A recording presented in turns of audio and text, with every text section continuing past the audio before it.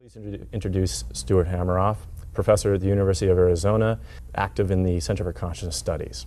So Stuart, you are on the cutting edge of quantum physics and consciousness and the intersection of those two. Yes, Greg, I think quantum physics is the key to consciousness. You know, going back to the Greeks, there's been this controversy between whether the brain produces consciousness or some part of consciousness is out in the universe that we access. And quantum physics allows us to sort of bridge that gap and actually favors being able to access parts of consciousness or the essential features of consciousness which are present in the universe by working through the brain. Are you saying that we are accessing something that pre-exists and we're basically just a conduit for it then, or do we have a say? Well, it's not quite that simple. There are basically two approaches to the so-called hard problem of consciousness, namely the hard problem being why we have experience, why we have flavors, tastes, emotions, feelings, how we're different from robots or zombies, why we have an inner life. And the two approaches are basically emergence and some kind of fundamental approach. Emergence is the idea that conscious experience emerges at sort of a high level of complexity.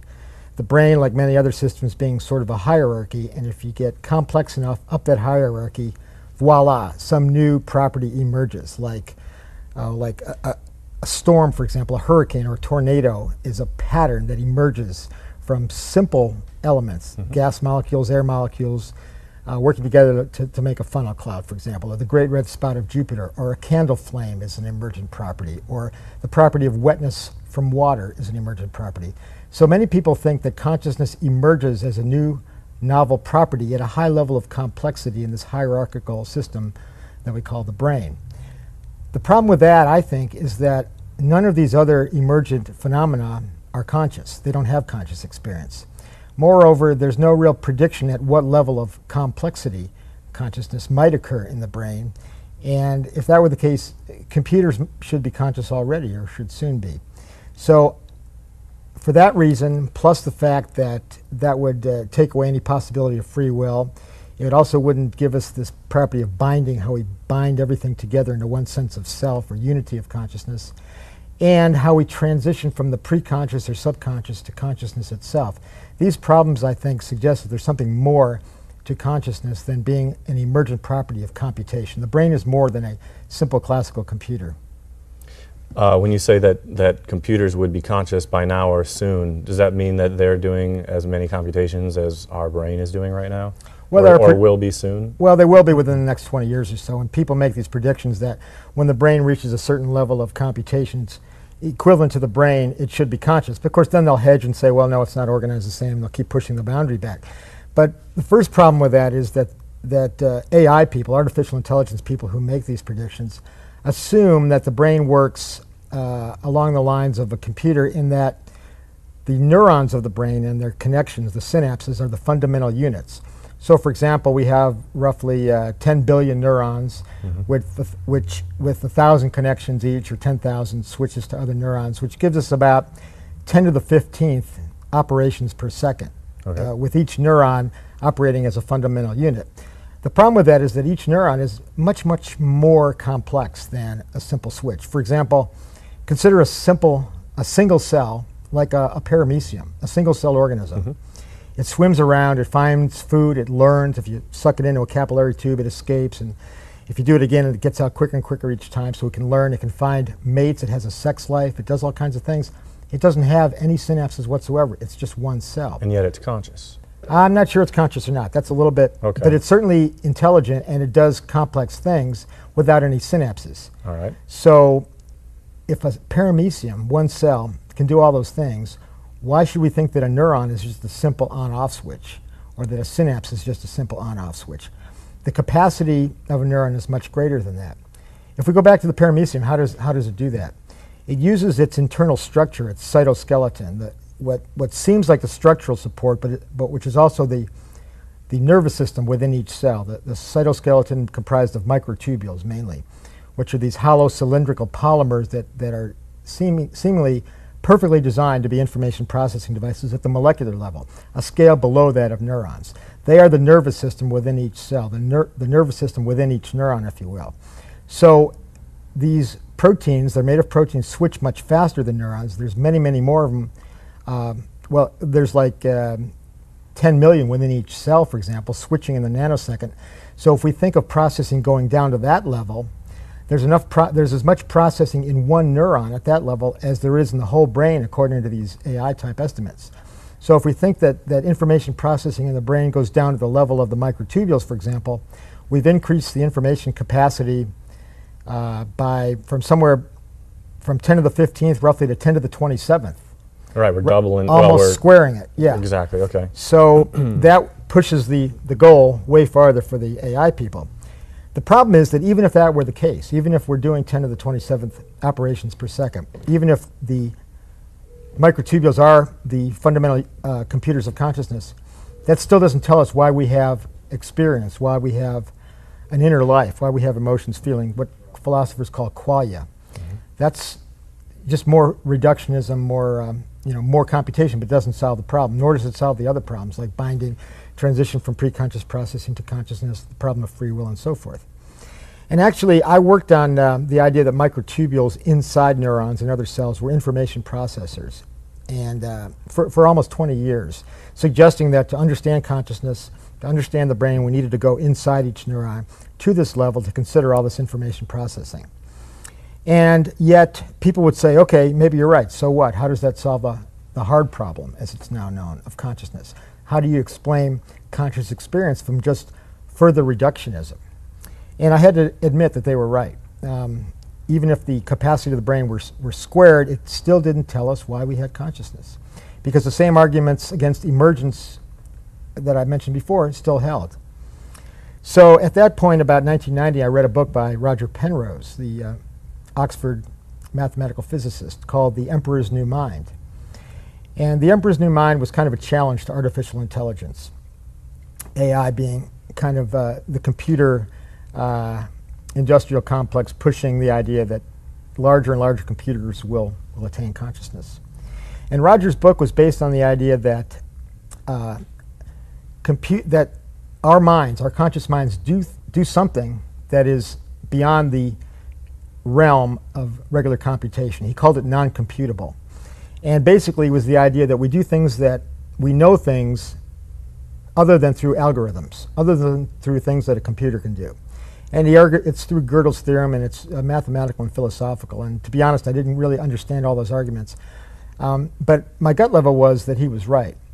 He argued that to explain consciousness, to explain how we can have this non-computability, which is really another word for free will, or along the lines of free will, or going in the direction of free will. Because if the brain is just a computer, everything is deterministic. We're just reacting to things in our environment. Which means we should be completely predictable.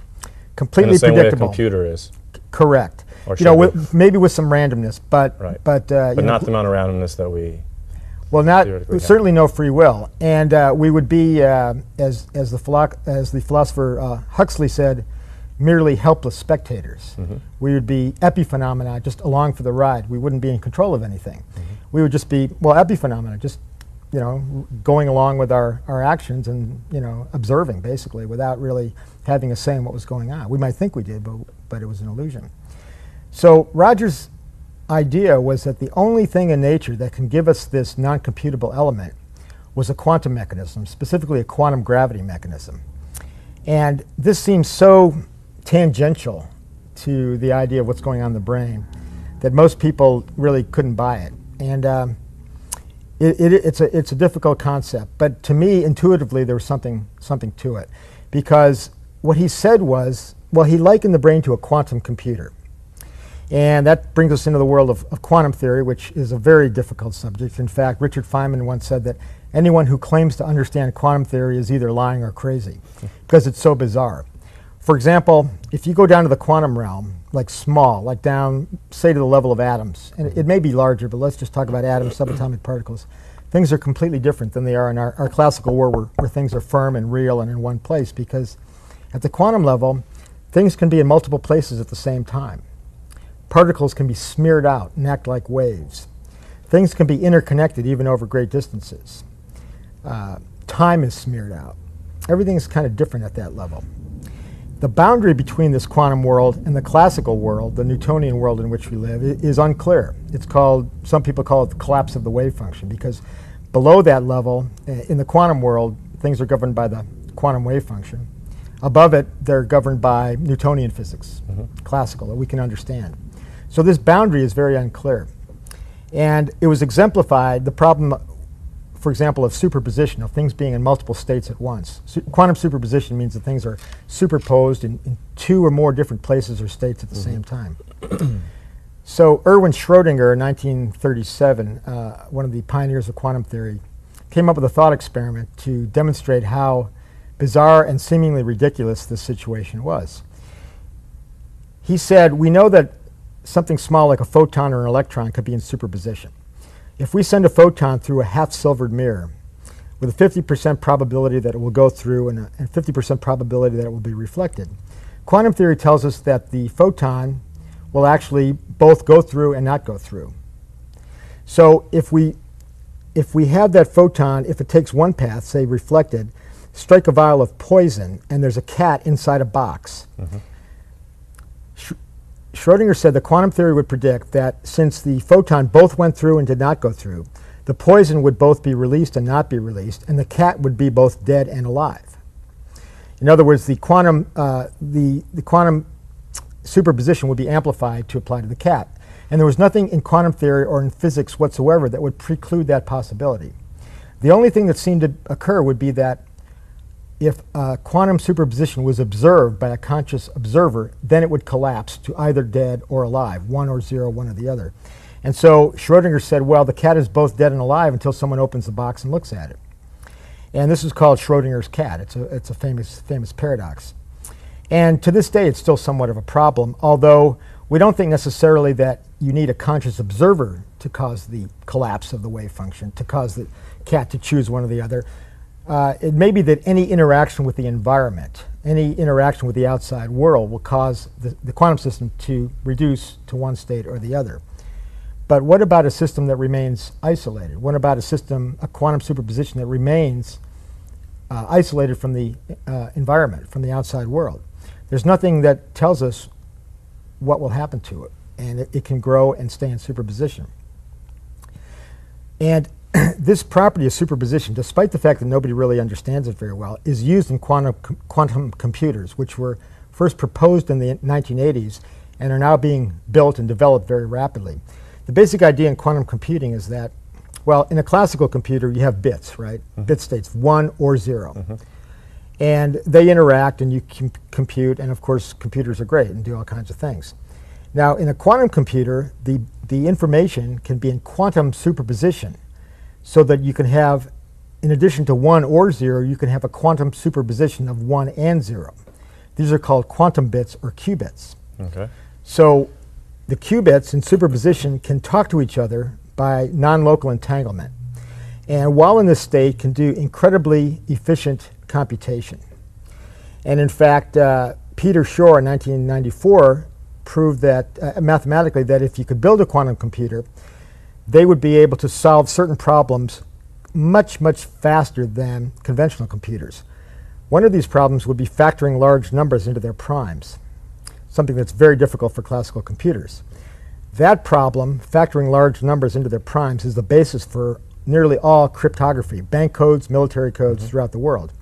So when governments and industry realized this, people began pouring money into building a quantum computer. So that, because if somebody had it, all the codes would be obsolete. So the race was on. And now there are other applications too. But it seemed difficult at first because the problem with the quantum computer is these superpositions are very delicate. Any interaction with the outside world will disturb them, will cause them to decohere, to lose their coherence. And then several people came up with the idea that you could actually build quantum error correction. You can build into the system an algorithm that will detect decoherence before it destroys the quantum system and correct it. So that seemed to help things along. But even so, most quantum computers are being built at very low temperature to avoid thermal oscillations. Okay. Which makes it unlikely at first glance to occur in the brain because the brain is fairly warm.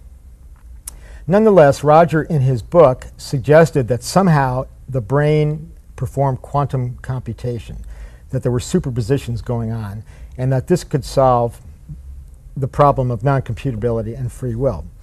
And he suggested, for example, that there could be a superposition of a nerve firing and not firing, that the nerve firings were the qubits or quantum bits. I read this and I thought, boy, he's really onto something here. At a gut level, I think this quantum computing in the brain is a good idea, but I thought maybe the level of neurons firing and not firing might be too high a level. You know, maybe the microtubules that I've been studying for 20 years at the molecular level, at a much smaller level, were doing the type of quantum computation that he was looking for. So I contacted him and we got together, and to make a long story short, we began working together to develop a model of how quantum computation could occur in the microtubules inside the neurons at a much smaller level, which would be much more conducive to quantum mechanisms, quantum computation. And microtubules seemed very well designed to be quantum computers. So that's what we did. And, but yet people would still say, well, what about the hard problem? How are you going to explain experience? So let me go back to the Greeks for a minute, because the Greeks said, or I forget which one actually, it might have been Democritus, who said that atoms had elements of psychic mental value. The idea that there's something in nature that has the raw component of conscious experience.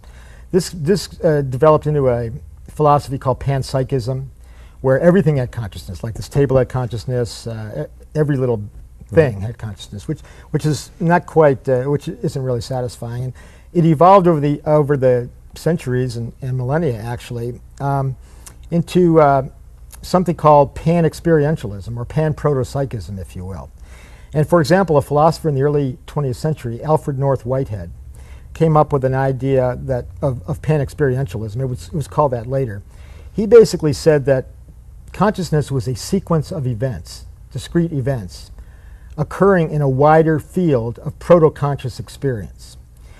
Now, a philosopher named Abner Shimoni said that maybe Whitehead's occasions of experience were quantum state reductions, like in a quantum computer. Mm-hmm. But what could be the wider field of proto-conscious experience?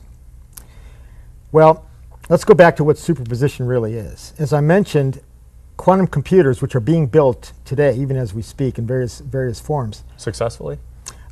Prototypes successfully, and they're making progress faster and faster. They're doing it in, with ion traps, with spin polarization, quantum dots, quantum wells, and even in silicon, with a certain way of constructing silicon.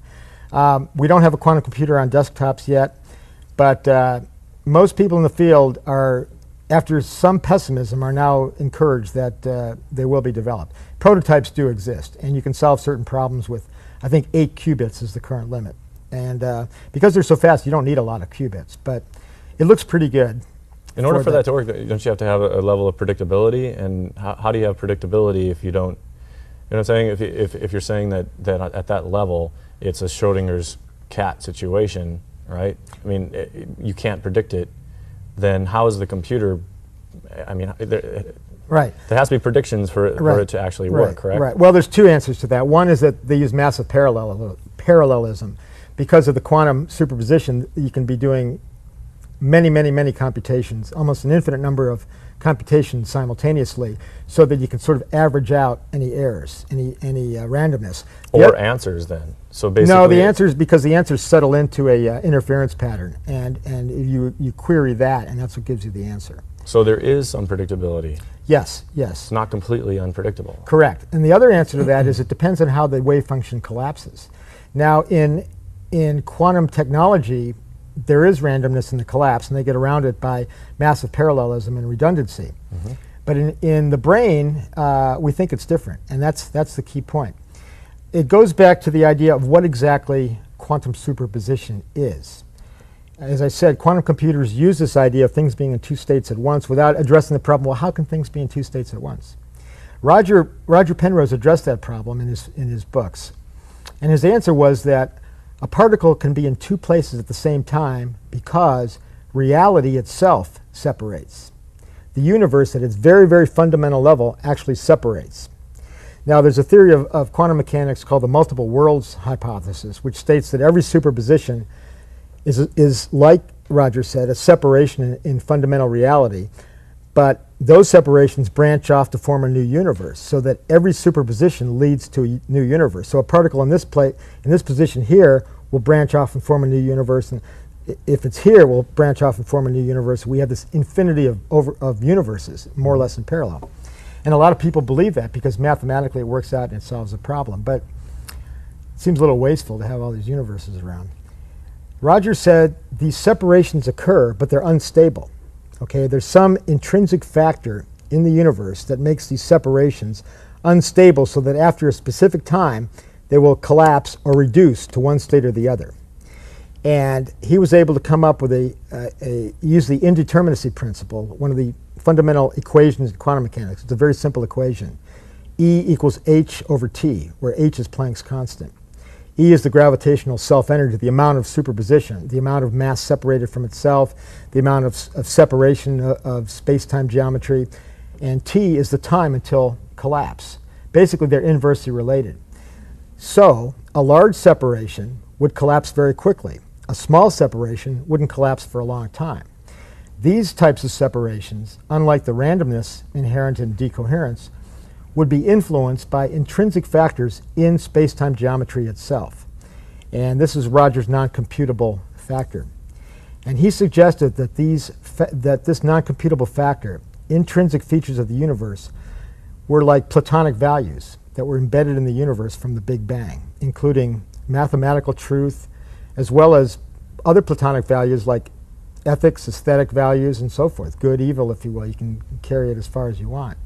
And we later added the idea that qualia, the fundamental components of experience, of consciousness, were also features or properties at this fundamental level of space-time geometry. So that a superposition, a separation in space-time geometry, which, if isolated long enough to reach its threshold for self-collapse, would choose one or the other and basically access and select a particular set of qualia, therefore giving rise to experience or consciousness. So Roger's idea was that this type of collapse, due to an objective factor, so he called it objective reduction, or OR, objective reduction, would be conscious. And if it conveyed information, would be like the consciousness we have. To go back, as I said, a small object in superposition wouldn't collapse for a long time. So a single electron, for example, if isolated in superposition, wouldn't collapse for 10 million years. Okay. And the E, the amount of superposition, would be very low. We think E is related to the intensity of the experience. So it wouldn't be, when it had that experience after 10 million years, it wouldn't be very exciting. It'd be kind of bland. Something like Schrodinger's cat, which is a kilogram, say, because it's fairly large, would last a very short time, like 10 to the minus 37 seconds. So we wouldn't even notice it was both dead and alive. It would collapse so fast.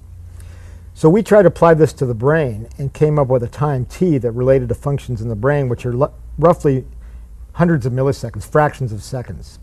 And we related that to microtubules and how much microtubule protein must be in superposition, how much quantum computation must be going on.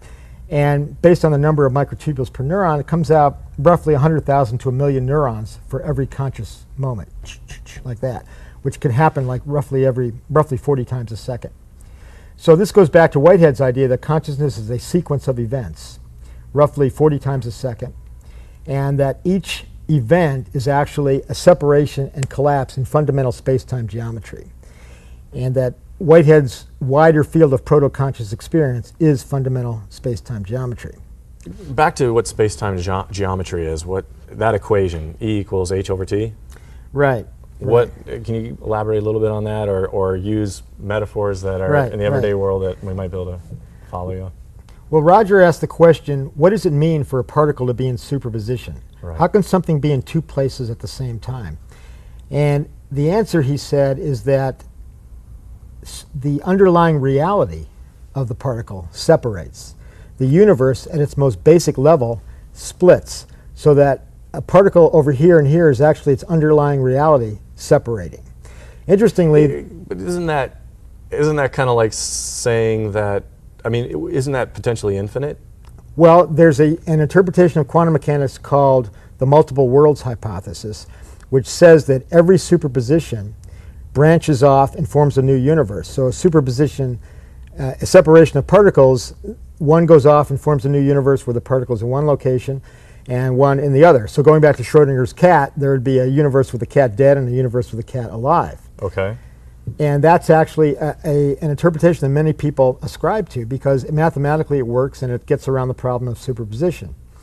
Roger kind of follows that up to a point. He says that superpositions are indeed separations in reality at the fundamental level.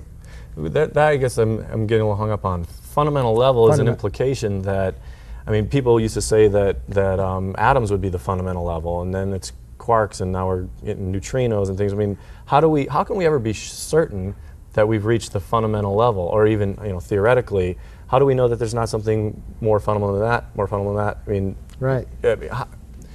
Given infinity, which is a mathematical prediction, how do we know when we've reached the edge of it? We can't know that we've reached the edge of it ever. Well, if you go downward in scale, and physicists do this, well below the size of atoms, okay? And an atom actually is mostly empty when you think about it. If the nucleus of an atom were the size of a basketball, the electrons would be circling around 20 miles away. Sure. Most of it's empty space. Right. And in a vacuum, of course, there's no atoms anyway.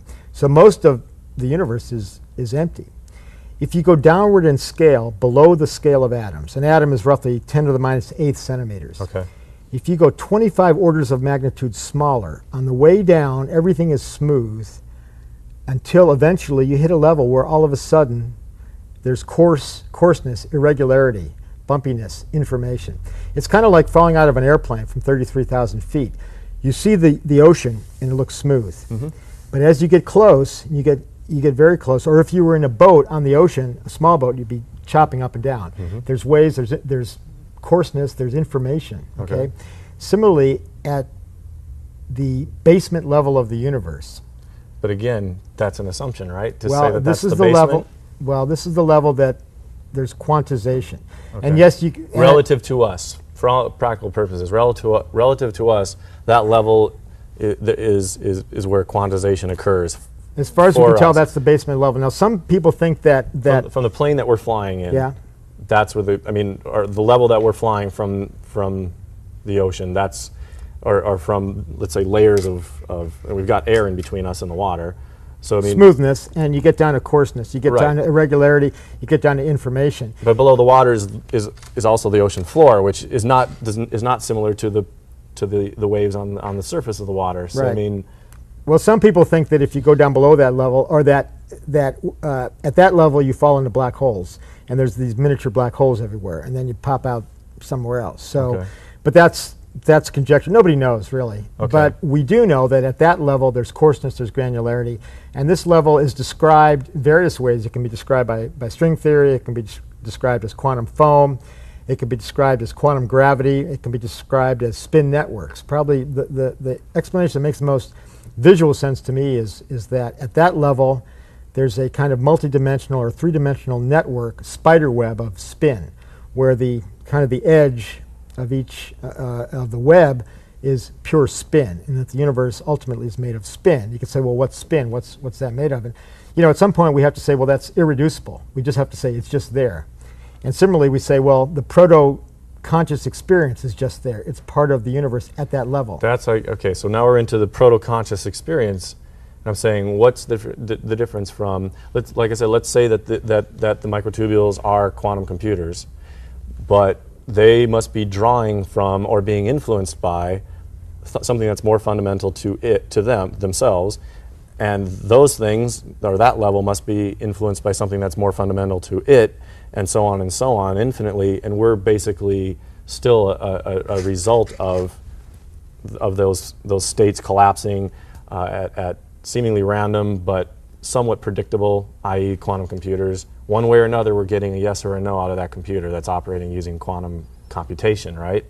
I mean, no matter how you splice it, at some point, the screen says either yes or no when we type in our question. No, the screen says the experience that we have, this complex image that you have right now of me and me of you, or that the viewers have looking at their screen. that's the answer. That's the solution to the quantum computations that occur in the brain. So it's much more than yes or no. But nonetheless, the question is, how do we get that? How is that the output of the quantum computation? Well, I can see how that's the output. I'm saying that because you have enough computations, even though they're unpredictable, over time, if you have enough of them, you're going to get a tendency to give you one. You said what was it, a frequency or what was the? Well, 40 hertz every 40 times a second is what happens in the brain. There's this frequency that seems to correlate with consciousness. So it could be that 40 times a second we have a moment of consciousness. Okay. As the philosopher Whitehead said, occasions of experience. So every 25 milliseconds, 40 times a second, we have a frame of consciousness, another frame, another frame, another frame. Now consciousness seems continuous to us. We don't notice that we're not conscious in between because we're not conscious. Sure. And like a movie seems continuous rather than being herky-jerky because, you know. Well, we can throw all the in-betweens away. All we need is one frame of awareness, right. of consciousness, and then we know that for all practical purposes it exists. And so. And maybe that's all that exists. But that's another story. Okay. But I guess what I'm having problems with is no matter, even if we agree that the microtube, that we have quantum computations occurring right now in our heads, all right, so it's not that it can occur, temperature, whatever, our limited understanding of this whole new field, you know, the quantum field that we've only really just started talking about like 70 years ago.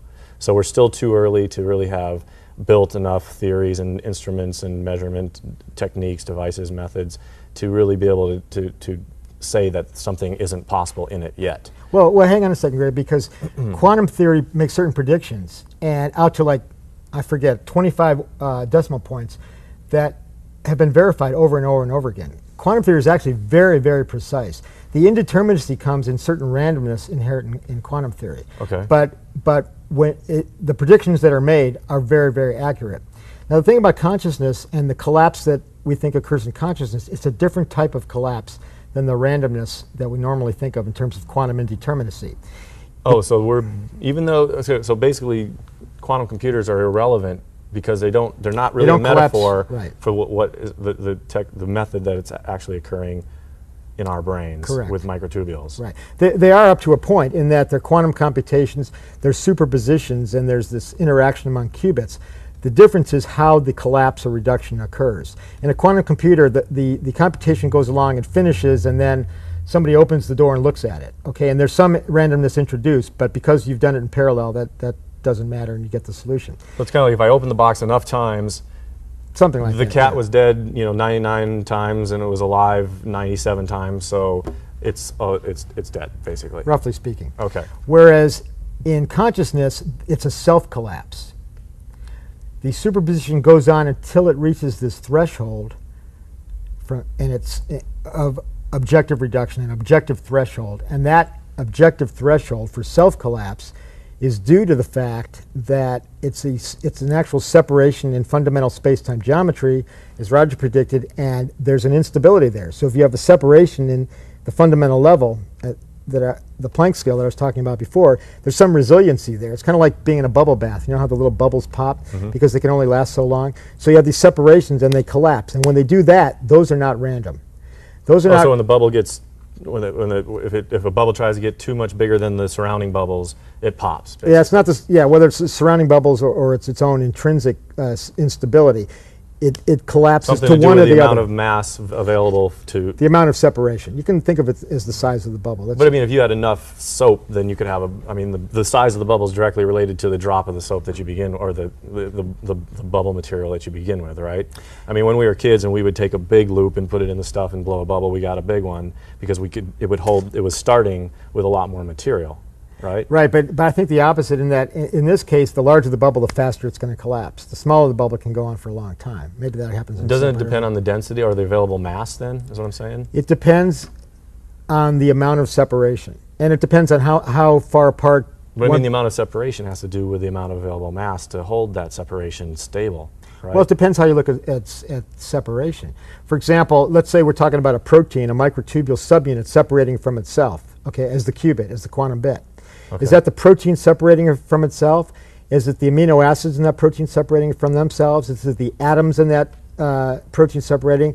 Is it the protons, neutrons, electrons? Is it the atomic nucleus? You can Gotcha. look at it very many. So even the MAP2, for instance, that Nancy Wolfe talks about, which is the thing that lets go of the microtubule for a split second or whatever else, that allows it to be in a quantum state where it does not have any interference from the surrounding components of the neuron, say. Yeah, when the MAP2, in Nancy's work, she showed that when certain neurons are activated, the MAP2s that normally connect the microtubules from the membrane detach. The microtubules go into isolation, therefore they go into a quantum state. Because they don't have the interference from the surrounding. They don't have the environment causing decoherence, so they're allowed to go into a quantum superposition. And they go on until they reach this threshold for collapse. They have their conscious moment, and then they reconnect to communicate the results to the outside world.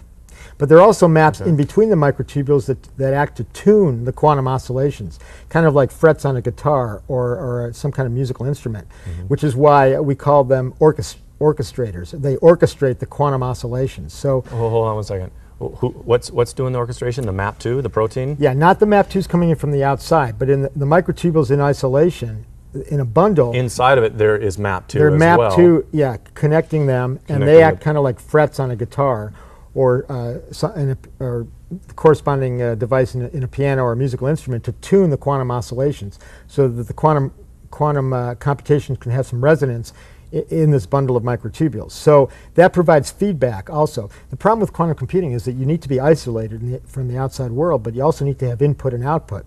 We think this happens by alternating phases of input-output, like roughly 25 milliseconds, 40 times a second. So you have a phase of communication, input-output. In the classical world, and then the maps detach. You have buildup of the quantum computation in the microtubules, collapse, a moment of consciousness. You communicate the results, more input, then you initiate the quantum. So you repeat the cycle of classical, quantum, having a conscious moment, and then communicate the results, input into the quantum system, build up the quantum, over and over and over again, 40 times a second. So inside the microtubule, basically, let's say once it's isolated, then and isolated is that in that it doesn't have, so once the MAP2 is connected to it, it's operating at a certain frequency, you said, which was when we study the brain, we're looking at a general frequency, right?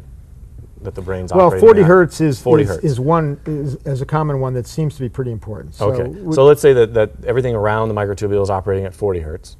Let's say the whole brain's operating at 40 hertz. But when the microtubules disconnect, the MAP2 lets go of it, then the microtubule can operate at non-40 hertz. It can operate at, what do you say, 25 or? Well, 25 milliseconds. No, that's the same as 40 hertz. 25 milliseconds times 40 is 1 second. Okay. So when I say 25 milliseconds, I'm talking about the phase of the quantum computation building up and then collapsing. But the quantum oscillations themselves are much, much faster, 10 to the 13 hertz or something like that. Okay, so that occurs within the microtubule. Right. And so it's operating at this extremely high frequency. In the quantum state, in the quantum phase. When it's in the quantum phase. Right, and it's communicating non-locally with all the other quantum bits in the microtubules, and that neuron and other neurons connected through gap junctions, and presumably throughout the brain, so that you can have this fairly large number of tubulins involved, so that it can reach threshold fairly quickly. Why would the neurons need to be connected by axons and dendrites if they were communicating already via the microtubules? I mean, we had walkie-talkies in different rooms. Why would we also need a string with 2 cups on the end of it? I mean, well, axons and dendrites are noisy. So you have the problem of decoherence and thermal noise. If you try to get, it could be that, but I think if you try to get the quantum coherence to jump from one neuron to another across a synapse, you'd have to interact with the environment, the synapse being the part of the environment. But did you just say that the microns communicate with each other, neuron to neuron? Well, we think it's through a different type of synapse called a gap junction. A gap junction is kind of a window between cells, where actually the inside of one is literally connected to the inside of another. It's like opening a door. So a neuron connected to another neuron by a gap junction, this window or porthole, is really one big neuron. It's almost like, okay, we're in opposite rooms, but it has a sheet of glass in between it, double pane glass. We can see each other, so I can go like this, but only if everybody steps out of my way, then I go like this and you can see me doing it. Or better yet, you just open the glass and it's one room. So that, therefore, a quantum state would actually spread from one, basically you want one inside and one outside. So if you connect a bunch of neurons by these gap junctions into sort of a hyperneuron, you can have a complex of neurons that basically have one inside and one outside. And inside that hyperneuron is where the quantum state can develop fairly quickly, because you have enough microtubules, enough tubulin in superposition to reach threshold quickly, because you need a fairly large amount to reach it quickly, otherwise it would take a long time, and then you'd have decoherence problems. Plus you want it to happen fairly quickly so you can have the advantage of using it in real time and to do things that we need to do. I got to back a little bit here. You got the two microtubules, they enter quantum state at the same time, they're communicating with each other. But you're saying you still need a physical thing like an axon dendrite connecting the two neurons. Why? Because, I mean, again, if they're communicating with each other, then why do we need axons and dendrites to communicate the results to the outside world and to communicate the outside world to the quantum state? That's fine, but why do we need them between neurons? Gap junctions. Well, for the quantum state, we need gap junctions. Gap junctions are different type of synapse. No, I agree with you, I understand that, but then why do the neurons between themselves need axons and neurons at all? For classical processing, because not everything the brain does is conscious. In fact, most of what the brain does is not conscious. So basically, we've got multiple types of computation occurring within the neurons and between neurons. We've got computational or quantum computations going on. We also have classic computation. And the axons and dendrites are maintaining those classical ones. The microtubules are running the quantum computations. Well, the microtubules may be involved in a lot of things, but only. I mean, consciousness is kind of like the tip of an iceberg, okay? Most of what the brain does is non-conscious. And in fact, if you anesthetize patients and look at their EEG, there's a lot of electrical activity going on when consciousness isn't there. So most of what the brain does is non-conscious. Then there's the issue of subconscious or preconscious, and consciousness is just kind of this tip of an iceberg. So there's probably at any one time, there's only, let's say, 1 million neurons out of 10 billion that are involved in consciousness. But those particular million might shift around depending on the connections of the gap junctions. So we need the synapses and axons, dendrites, classical processing to, number one, bring the environment, from our senses into the system, and number two, to communicate the results of the quantum computation conscious moments to the outside world. So if we make a conscious decision to do something, the results of that are communicated. And we think most of this is happening in the dendrites, to the axon hillock to cause the axon to fire, which eventually tells our muscles to move or for us to do things. So we need all this classical processing to support the quantum computations that are important for consciousness. So the quantum computations decide what to do, but they still need to, at some point, set off a chain of classical reactions in order for me to lift my hand in the air. And they also need that same type of classical information to bring the information to it. Okay, so that's our input and our output, essentially. Exactly. All right, back to the problem with, well, I mean, this is a huge assumption to say that, well, it's at a certain point there we reach the fundamental layer of the universe, and basically the cat's dead, the cat's not dead, are two different universes, but on such a fundamental level that we'll never be able to observe them directly, but the result of them is such that that's the assumption, right? The assumption is that then aren't those universes generating our reality? I mean, there's only one universe, okay? The fundamental level is the universe. Yeah, it's way, way down there, but it's everywhere, wherever you go. And basically, Einstein equated mass and curvature in space-time. So that a mass causes curvature in space-time, and you can also look at it the other way around. The curvature is mass in space-time. So really, space-time geometry at this fundamental level is all there is. And spin, mass, charge, consciousness, everything derives from that. So an atom is, you could think of it as just a dense curvature of space-time geometry.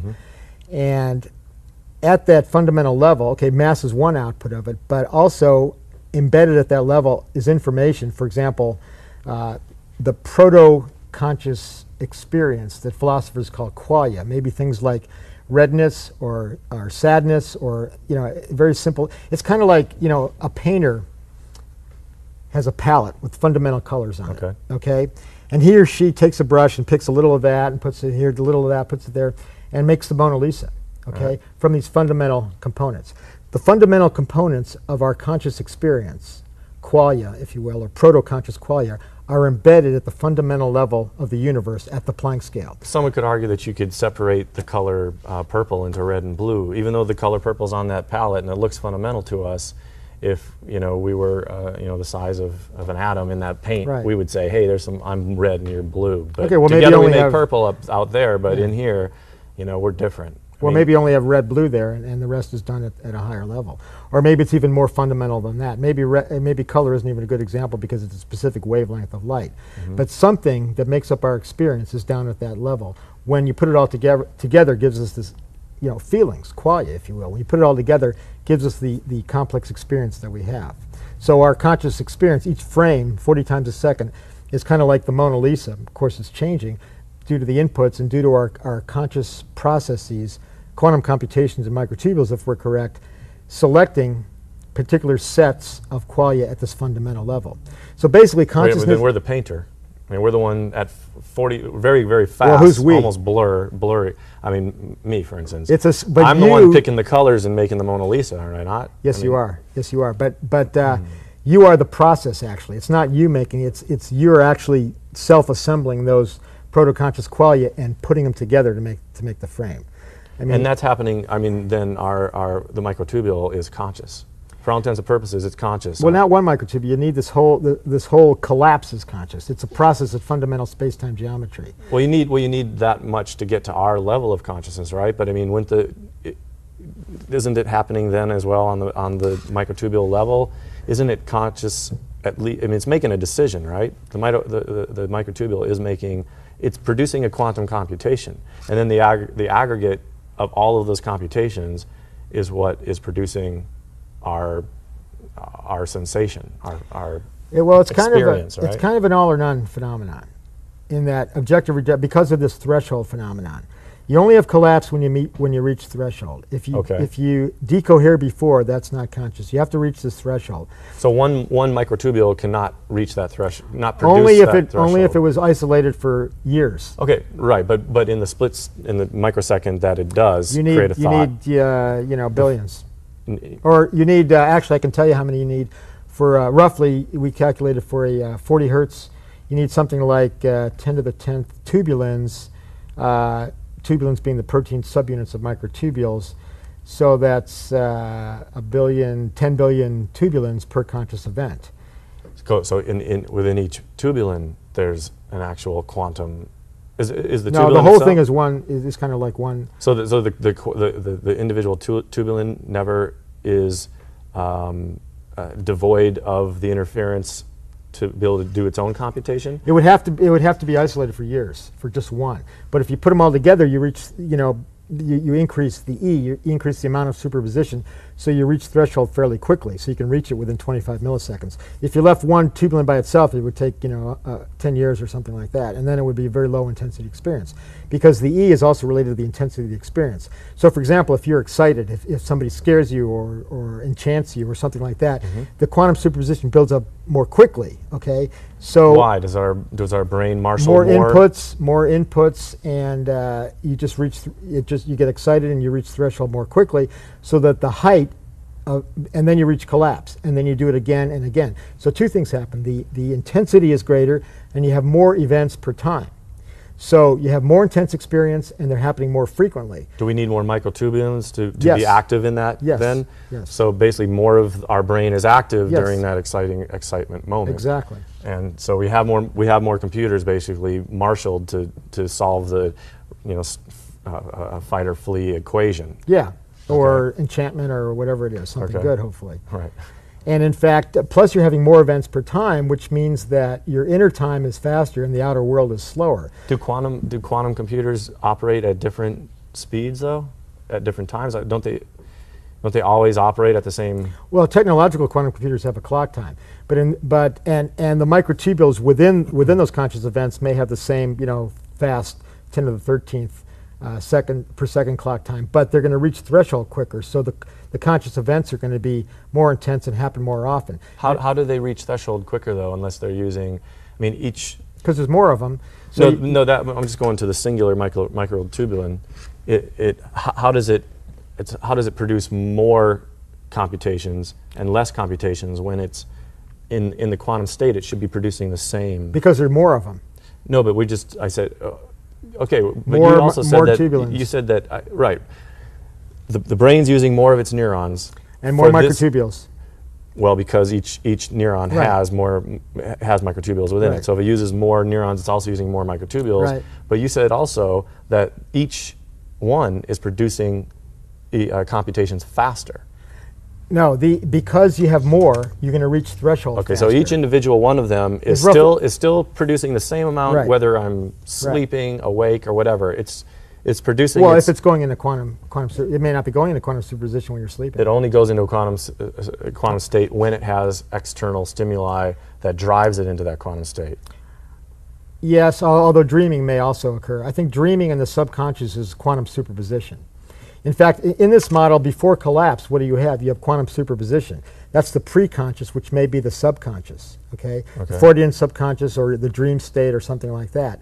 And for example, dreaming is very much, in some ways, like quantum superposition. You have multiple possibilities coexisting. You have deep connections. You have distortions of reality. You have time, funny things with time. You have all things that are very, and in fact, if you look at paintings that certain artists do that seem to come from the subconscious, you have the same sort of surreal, subconscious, dreamlike qualities that are similar, I think, anyway, to quantum superposition of distorted reality, multiple possibilities, interconnectedness, and so forth.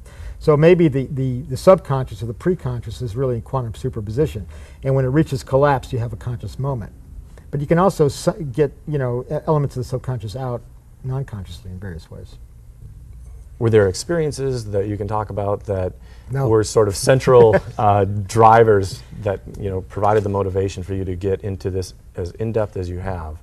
Or could you even give us some general, was it I was meditating and I had a transcendental experience that led me to believe that there's something far more than what we have here and this simplistic mechanistic level, or whatever it was. Can you give us either general or semi-specific? Right. I had some very powerful, intense, introspective experiences when I was younger that made me really wonder what was going on, what I was and what I was doing here and what everything was. And when I found myself in medical school, I was studying cell division under the microscope, and I saw these microtubules pulling chromosomes apart, and I wondered how they knew what to do. And I got this idea that whatever was in my consciousness was also occurring down there. And at that time, it was discovered that these same structures were also found in neurons, because prior to that, the fixative agent in electron microscopy had been dissolving them for many, many years. So when I discovered that these structures were in all cells, including neurons, I began to think that they were important for consciousness. But I was driven by my own personal intense curiosity from my experiences earlier. Basic human question. I mean, would the general audience member be able to identify with? I mean, everybody seems to have the same question: what's the meaning of life, and me, and Right. what's going to happen to me when I die? Where did I come from? Right. So I mean, it's that, but it was amplified by experiences that basically, and you happen to be at the right place at the right time. You were studying these other phenomena, and your age and everything else. Basically, you dug in, and so you've been on that course, and you're there today. And okay. My conclusion after all this is that consciousness is a self-organizing process at this fundamental level of the universe, that we are really the universe. We're a process occurring at this basic level. So we're connected to the universe, and we're also connected to each other because the universe has this property of non-locality. Everything's connected to everything. So it's kind of a spiritual thing, because basically we are a fundamental level of the universe. And at that level, there's all kinds of information, wisdom, if you will. The Buddhist universal mind, the Jungian collective unconscious, Platonic values, things in the Kabbalah about wisdom and light. Various religions and spiritual quests all have this idea of some greater universal truth, wisdom, connectedness, spirituality, call it God, call it what you will, that's part of the universe. And I think that the physics of it take us down to this fundamental level. And Penrose's work describes how this information can be there. And taken with quantum physics tells us how we can be connected to this level and how we can be connected to the universe and to each other. and that the universe is in some sense alive and in some sense proto-conscious, really, and has been probably since the Big Bang. Of those experiences that you had that were sort of the driving motivators that gave you the intent and the intensity to maintain this pursuit, where many probably have just given up and gone off and you know, designed video cameras or something far, far simpler. I mean, what were some of those events, if you could even tell us any of them? Well, I kind of kept to my my quest because I was in a field, anesthesiology, which allowed me to study consciousness.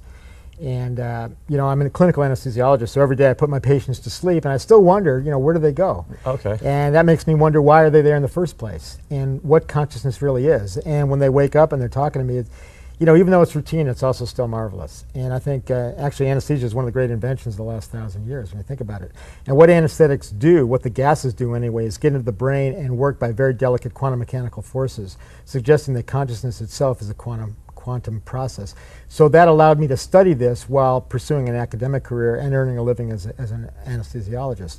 So I was fortunate in that, and plus the fact that in doing it this way, I didn't have to follow traditional paths. I didn't have to be cubbyholed so I could get grants, so I could be in any discipline, so I could get approval from people by doing the predictable type of thing. I could be a maverick and follow what intuitively I thought was the right thing. And I'm very fortunate for that. Academic freedom is a great thing, and it's allowed me to come to this point. And you know, I get criticized a lot because it's a radical idea. I'm a maverick, Roger's a maverick. But you know, I think it's far greater to be criticized than ignored, and the fact that we annoy people who have conventional approaches is actually kind of cool. Well, I think that, you know, the general audience is very happy that someone's willing to, you know, have the courage to move forward, you know, without trying to protect themselves so much that they don't move anywhere. You know, I think that generally, maybe not in the scientific community where there's lots of prestige to be maintained and funding and you know, but everyone else is really happy when there's a major breakthrough. When the Wright brothers create an airplane, we're all like, you know, geez, sorry that they had to go through so much hell from that particular community, but you know, the result is of benefit to everyone, and so you've got a lot of supporters, I think. Well, thank you. In the world, in the wide world. But what about people with near-death experiences that claim to go into the white light? Do you think that they're going into that, meaning the palette, in fact, does not have different color paints? It just has this big. It's just a big bucket of white, and they go in, and this is in fact where all the colors are. I mean, is that, you think, something that might? What do you think? What's your explanation for what happens to them? There have been several studies recently about near-death experiences in Europe, and those descriptions are very repetitive. Patients People do say the that. same. And they also, at least occasionally, say that they're float out of their body and can describe things from above, and may float out to the waiting room and have a sense of calm, and they may visit you know, their deceased relatives and this sort of thing. And my explanation for that is that consciousness is actually a process in fundamental space-time geometry. Okay, it's at the very, very basic level of the universe. Now, normally it's in the space-time geometry, you know, between our ears, in the microtubules in our neurons. But when they stop working, when the metabolic drive, the blood flow, the oxygen is stopped, and the acid builds up, and the coherent pumping of the microtubules driving the quantum coherence stops, the quantum information isn't lost. It just kind of leaks out to the universe at large in space-time geometry. It's still there. So when clinical death occurs, no neurons are firing, nothing's happening. Right. And yet, when the person comes back from that, somehow their memories are maintained, everything's still there, they're still themselves. Well, the near-death experience is curious for several reasons, because patients report awareness that seems to be occurring when their brain's not working. Right. And clinically, doctors would say it's impossible because, you know, the brain's not functioning. They can't be having awareness at that time. Which proves then that consciousness is not just occurring on the neuron level, or the synaptic level that we're aware of, the classical synaptic level. Well, I think it proves that, but you know, skeptics come up with different types of explanations. But what I think happens, as I said, is that the quantum information leaks out into the space-time geometry at large. You may think that it's going to dissipate and spread out and be lost, but because of quantum entanglement, it tends to stay together, at least for a while, and can sort of hover. And when the body, you know, when the patient is resuscitated and the blood flow is resumed, and if too much damage hasn't been done, it resumes, returns to the brain. And which raises the question of what happens if the patient is not revived. Is that the soul? Does it go off indefinitely into the universe? And maybe it does. Don't those experiences, though, have a sort of progressive quality, so that it's, you know, the people who, I don't know if it's been measured in the hospital room during clinical death, how long they've been gone, for instance, but there's some that say they've gone all the way to the white light, for instance, where it was just nothing but white light, versus those that were in, you know, I saw my body still, I was aware of the room and things. I mean, do you think that there's a slow dissolution into, because people have said they've gone into white light, for instance, and then they come back. What's in the white light state, where there's nothing, there's no objects, there's no computation, there's nothing there, and yet they're aware of it, and they say it's like extraordinarily euphoric and incredible. A sense of calm, a sense of that everything is okay, and they're not frightened. And when people try to explain this by delusions due to the lack of oxygen, that doesn't jive, because when patients are short of oxygen, they get confused and agitated. And these patients have just the opposite reaction. They're very serene and calm. And when they come back, they say it was actually, it wasn't scary at all. It was, most of the time, not all the time, that it was very calm and reassuring. And well, during clinical death, they're not confused and agitated. They're clinically dead, right? I mean, there's right, no, but I mean, if patients get hypoxic, that is, suffer lack of oxygen, okay, before, while they're still there, they're confused and agitated. Okay. So there's some people who try to explain these near-death experiences by saying, well, lack of oxygen causes this hallucination of sense of calmness, but that doesn't really fit. Besides which, they describe things that occur when they are gone, and in some cases, things that they couldn't have known otherwise. In some cases, things that occur out in the waiting room. So there's a lot of very, at least anecdotal, bizarre things that can't be explained by conventional explanations. And I think, there's a reasonable possibility that it's that consciousness, being a process in fundamental space-time geometry. I know I keep saying that like a broken record, but that's the universe. That's where we live. That's all there is, really. And the consciousness is a self-organizing process at that level, and it goes out to the universe at large, but yet hangs together somehow because of this quantum entanglement. So it gives the possibility that there is a soul or a spirit after death. Although that's where we live, we actually, I mean, wouldn't it behoove us to go, wouldn't we prefer, in a way, to go to, so we became nothing but a field of microtubules or quantum computers, versus having, mass and things that we have to worry about feeding and clothing and housing and things, I mean, and moving about in this very, a very friction-full, level here. I mean, yeah, well, why would we, if it's all...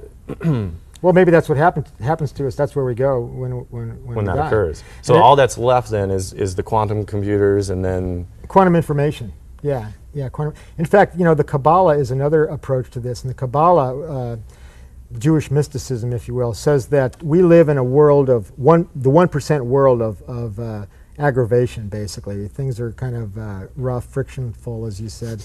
And on the other side, and then there's a curtain on the other side. There's wisdom and light and enlightenment. And there's a curtain in between, and consciousness occurs, actually dances on the edge between the 1% world of aggravation, I call it, and the 99% world of wisdom and light. You might say, well, if the quantum world is very small, yet how can it be the 99% world? If you go down in scale, you're getting smaller, but the amount of information is vast. If you go down to these quantum gravity level of spin networks, for example, to the actual pixels of consciousness, or pixels of the universe, there's something like 10 to the 107th in the volume of our brain. So the amount of information is so vast, it's just mind-boggling. So the 99% world could indeed be this small quantum world, but it's everywhere, so it's really, really vast. And maybe that's where we go, Do you think then that we always experience, say that's where we go, is it also assumed that that's where we come from? And if so, why do we come here in the first place? To get to the other side.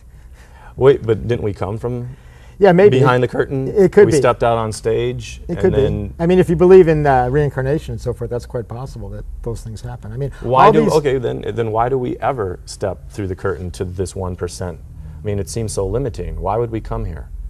I don't know. It's kind of fun. Were we pushed here, or? I don't know.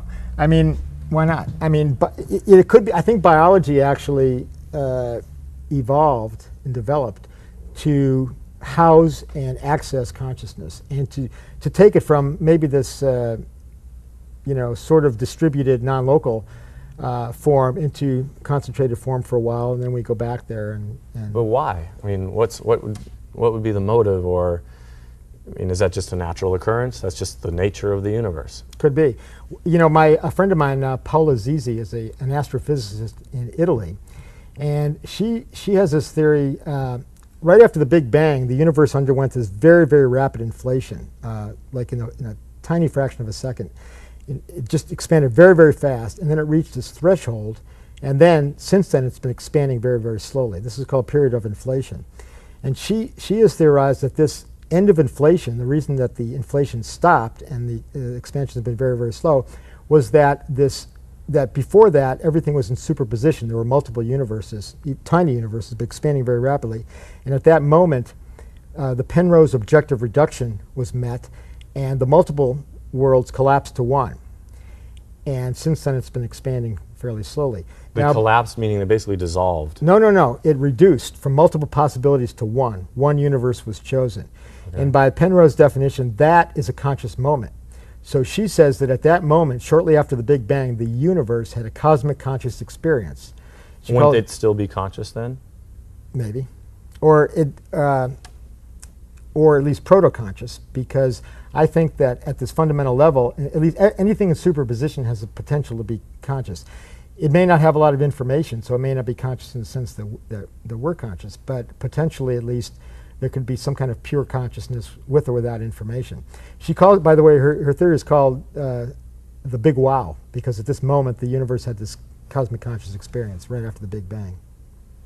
They say that the universe is basically, as it expands, if it keeps going at its current speed, trajectory, whatever, it's going to essentially, we're looking at a big ocean of radiation about, I don't know how many billion years from now, 100 billion or whatever.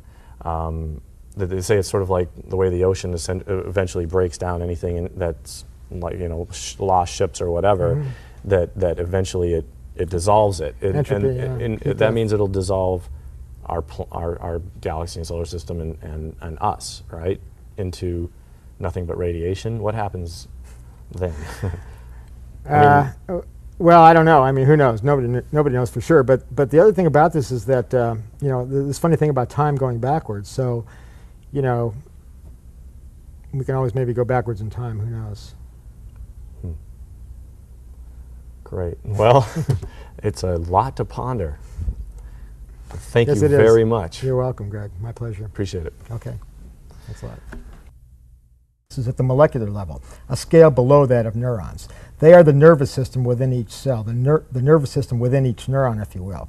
So these proteins, they're made of proteins, switch much faster than neurons. There's many, many more of them. Well, there's like 10 million within each cell, for example, switching in the nanosecond. So if we think of processing going down to that level, there's as much processing in one neuron at that level as there is in the whole brain, according to these AI-type estimates. So if we think that information processing in the brain goes down to the level of the microtubules, for example, we've increased the information capacity from 10 to the 15th roughly to 10 to the 27th. All right, we're doubling. Almost squaring it, yeah. Exactly, okay. So that pushes the goal way farther for the AI people. The problem is that even if that were the case, even if we're doing 10 to the 27th operations per second, even if the microtubules are the fundamental computers of consciousness, that still doesn't tell us why we have experience, why we have an inner life, why we have emotions, feeling, what philosophers call qualia. That's just more reductionism, more computation, but doesn't solve the problem, nor does it solve the other problems like binding, transition from preconscious processing to consciousness, the problem of free will, and so forth.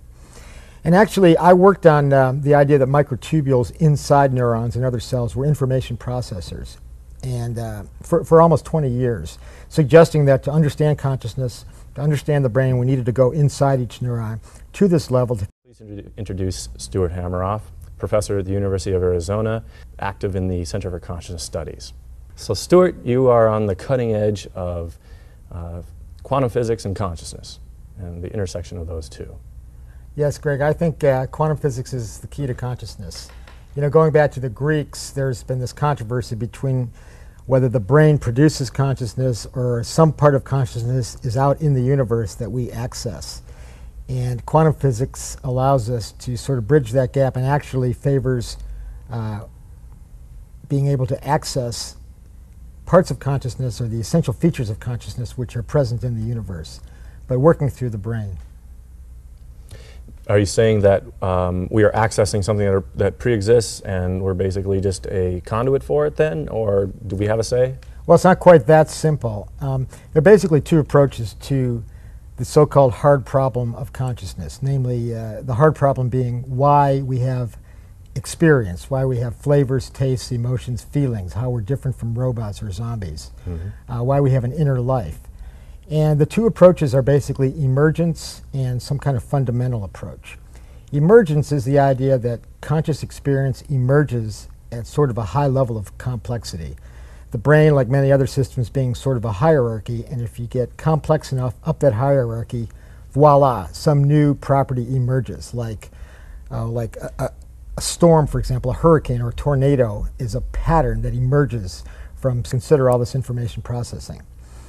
And yet people would say, okay, maybe you're right, so what? How does that solve the hard problem, as it's now known, of consciousness? How do you explain conscious experience from just further reductionism? And I had to admit that they were right. Even if the capacity of the brain were squared, it still didn't tell us why we had consciousness. Because the same arguments against emergence that I mentioned before still held. So at that point, about 1990, I read a book by Roger Penrose, the Oxford mathematical physicist, called The Emperor's New Mind. And The Emperor's New Mind was kind of a challenge to artificial intelligence, AI being kind of the computer industrial complex pushing the idea that larger and larger computers will attain consciousness. And Roger's book was based on the idea that that our minds, our conscious minds, do something that is beyond the realm of regular computation. He called it non-computable. And basically it was the idea that we do things that we know things other than through algorithms, other than through things that a computer can do. And it's through Gödel's theorem, and it's mathematical and philosophical. And to be honest, I didn't really understand all those arguments. But my gut level was that he was right. He argued that to explain consciousness, to explain how we can have this non-computability, which is really another word for free will, or along the lines of free will, or going in the direction of free will. Because if the brain's predictions assume that the brain works along the lines of a computer, in that the neurons of the brain and their connections, the synapses, are the fundamental units. So for example, we have roughly 10 billion neurons with 1,000 connections each, or 10,000 switches to other neurons, which gives us about 10 to the 15th operations per second, with each neuron operating as a fundamental unit. The problem with that is that each neuron is much, much more complex than a simple switch. For example, consider a single cell, like a paramecium, a single cell organism. It swims around, it finds food, it learns. If you suck it into a capillary tube, it escapes. And if you do it again, it gets out quicker and quicker each time, so it can learn, it can find mates, it has a sex life, it does all kinds of things. It doesn't have any synapses whatsoever. It's just one cell. And yet it's conscious. I'm not sure it's conscious or not. That's a little bit, but it's certainly intelligent, and it does complex things without any synapses. All right. So if a paramecium, one cell, can do all those things, why should we think that a neuron is just a simple on-off switch, or that a synapse is just a simple on-off switch? The capacity of a neuron is much greater than that. If we go back to the paramecium, how does it do that? It uses its internal structure, its cytoskeleton, what seems like the structural support, but which is also the nervous system within each cell. The cytoskeleton comprised of microtubules mainly, which are these hollow cylindrical polymers that are seemingly perfectly designed to be information processing devices, simple elements, gas molecules, air molecules, working together to make a funnel cloud, for example, or the great red spot of Jupiter, or a candle flame is an emergent property, or the property of wetness from water is an emergent property. So many people think that consciousness emerges as a new novel property at a high level of complexity in this hierarchical system that we call the brain. The problem with that, I think, is that none of these other emergent phenomena are conscious. They don't have conscious experience. Moreover, there's no real prediction at what level of complexity consciousness might occur in the brain. And if that were the case, computers should be conscious already, or should soon be. So for that reason, plus the fact that that would take away any possibility of free will, it also wouldn't give us this property of binding, how we bind everything together into one sense of self or unity of consciousness, and how we transition from the preconscious or subconscious to consciousness itself. These problems, I think, suggest that there's something more to consciousness than being an emergent property of computation. The brain is more than a simple classical computer. When you say that computers would be conscious by now or soon, does that mean that they're doing as many computations as our brain is doing right now? Well, or will be soon? Well, they will be within the next 20 years or so. And people make these predictions that when the brain reaches a certain level of computations equivalent to the brain, it should be conscious. But of course, then they'll hedge and say, well, no, it's not organized the same. They'll keep pushing the boundary back. But the first problem with that is that AI people, artificial intelligence people who make these